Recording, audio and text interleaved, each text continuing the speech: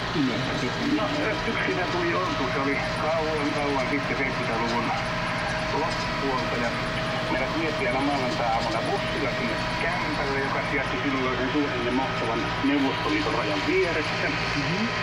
Ja Lieksanjokea pitkin tuli tukkeja sieltä ja niitä viikkoja siellä sitten eroteltiin. Koitettiin saada joukosta pois semmoset tukit, jotka olisi uponnut ennen Pieliselle pääsyä. Oho, hei, mitä luulet, että onnistuisiko vielä tulevanakin kesänä vaikka tommonen homma toimi? Onnistu yhden päivän sitten, jos viikon niin kipeä sen jälkeen kun voit olla, että aivan niin tosi. Se on jäänyt kuitenkin selkärantaan. Se jäi ja se oli semmoista, että meitä sitten seuraavana perjantaina haettiin pois, että me oli 2 kämppää, jossa asuttiin. Toinen oli lempinimeltä Lepola, siellä nukuttiin ja toisen lempinimi oli Hourula. No mitä siellä puhuttiin?